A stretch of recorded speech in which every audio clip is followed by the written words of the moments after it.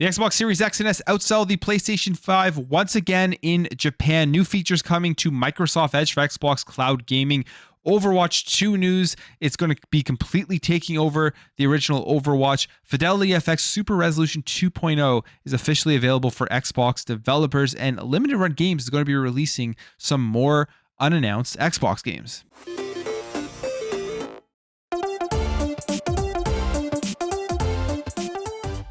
But another big surprise has occurred in terms of the console sales in Japan, and that is that the Xbox Series X and S has outsold the PlayStation 5. So this is the second time, and this is for the week beginning June 13th. The PlayStation 5 has sold 3,035 units throughout Japan over that week, and that includes both SKUs for the PS5, the disc version and the all-digital version.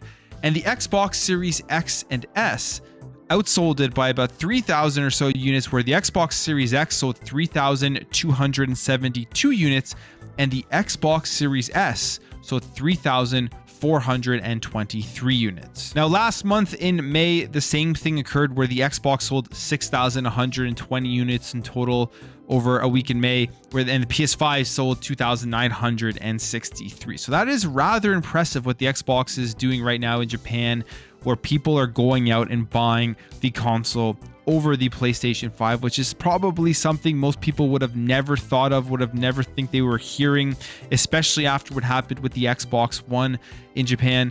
And it is just a testament of how well the Xbox is doing this generation and how good of a strategy they employed with the Xbox Series S and with their ecosystem and Game Pass and getting games on there that is desirable in many different places across the world. Now, when we take a look at actual Xbox Series X and S total sales, this is 19 months after launch. In terms of how well Xbox is actually doing in Japan compared to when they did decent with the Xbox 360, this is here from William D'Angelo on Twitter, who is an analyst and writer at VG Charts, and it says here that the Xbox Series X and S is tracking ahead of the Xbox 360 by 4.93 million units.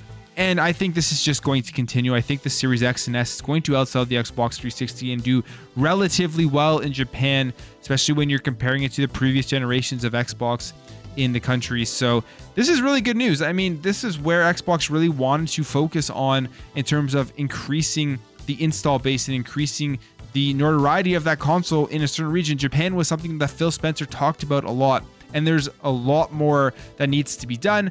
But we saw the Persona announcement at the Xbox and Bethesda showcase, and I think that is a huge step forward. And everyone in Japan saw that announcement too, and they're seeing that it is coming onto Xbox Game Pass. The fact that you're going to be able to play it through Xbox Cloud Gaming, all of those types of things are going to push people out to want to get into the ecosystem, go out and buy an Xbox Series X or S. And we're seeing this continue to happen throughout these summer months, where Xbox is continuously outselling the PlayStation 5. We got an exciting announcement for a huge feature that is now going to be available for the Xbox Series X and S, as well as on Windows PC for game developers, and that is Fidelity FX Super Resolution 2.0. So this was something that Xbox and Microsoft had announced that they were going to be implementing into the Xbox and into making it available for developers to use. This is one of the big things when they announced the Xbox Series X and S, that full RDNA 2 architecture, which gave developers to all of these Fidelity FX features, and the Super Resolution 2.0 being a big one of those.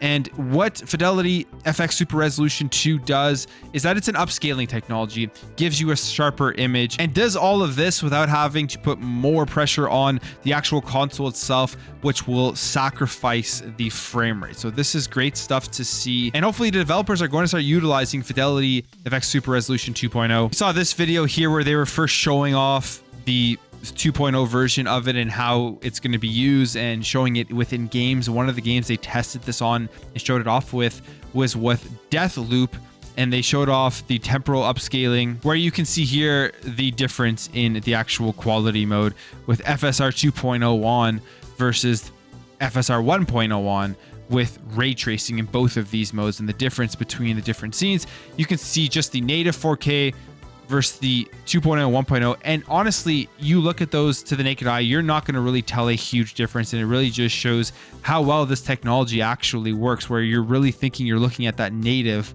4K scene when really it's using the FSR 2.0 technology. Very similar to NVIDIA's DLSS, and this is going to be a huge thing going forward in order to keep these consoles giving us incredible looking games for years and years to come.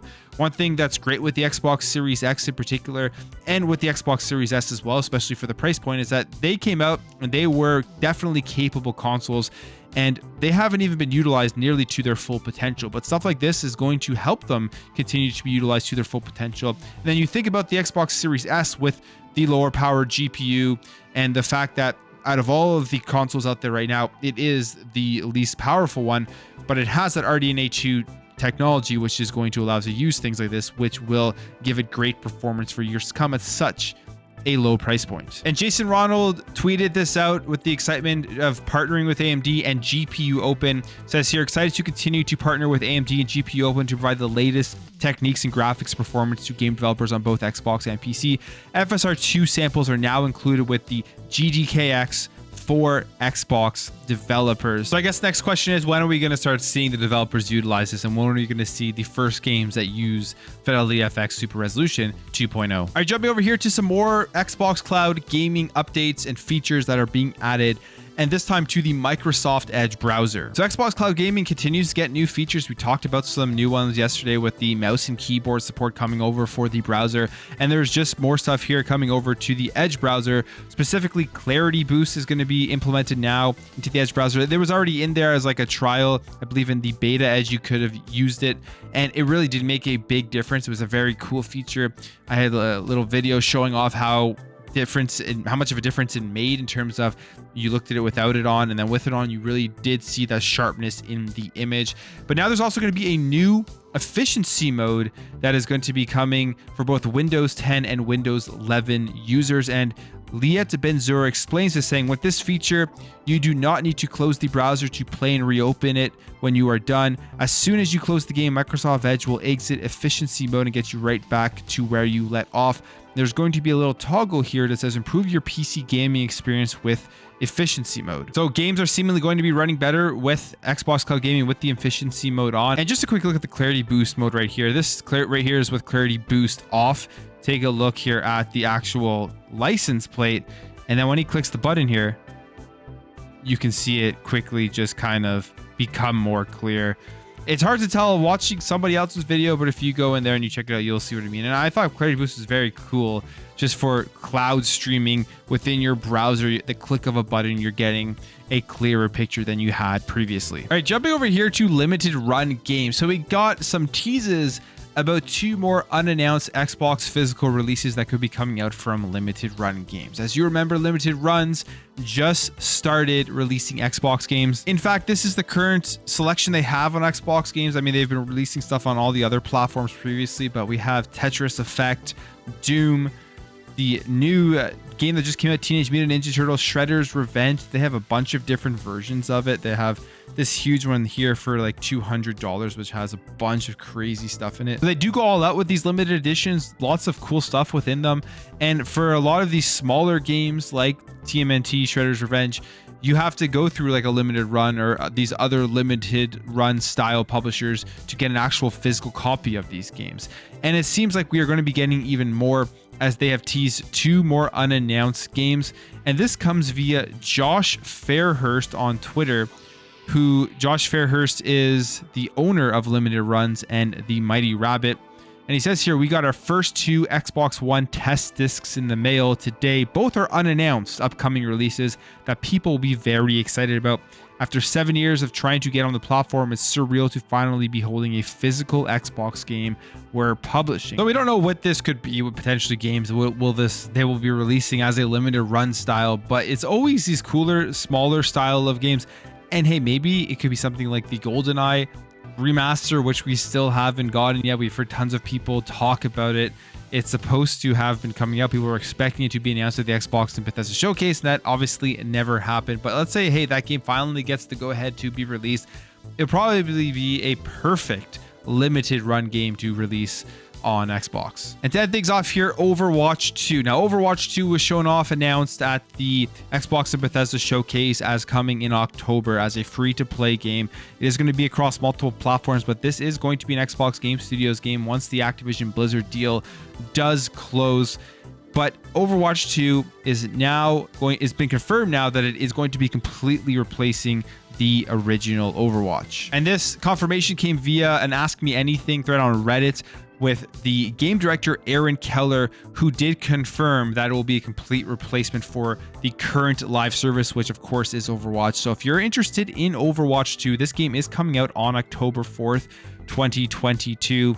So you're going to be able to jump in right away, see what the game is all about. I'm assuming it's going to be very similar to the original Overwatch with some new characters, some new maps, some new weapons, all that type of stuff that you're going to be able to do, some new skills. But again, it's going to be a completely big refresh to the game itself. This game has been out for a long time now, and it is coming out on the Xbox Series X, Xbox Series S, Xbox One, PC, PS5, PS4, and the Nintendo Switch. So there you have it. It's going to be, if you're playing the current Overwatch, you're going to be jumping into Overwatch 2 on October 4th, as this is going to be taking it completely over. That's it for me, guys. Let me know your thoughts on all of this stuff on the Fidelity FX Super Resolution 2.0. Are you jumping into Overwatch 2? What do you think about Xbox outselling PlayStation in Japan, plus everything else? If you enjoyed this video, make sure to hit that thumbs up button. If you're new here, you liked what you saw, consider hitting that subscribe button. Thank you all for watching. Thank you for your support, and I'll catch you in the next video.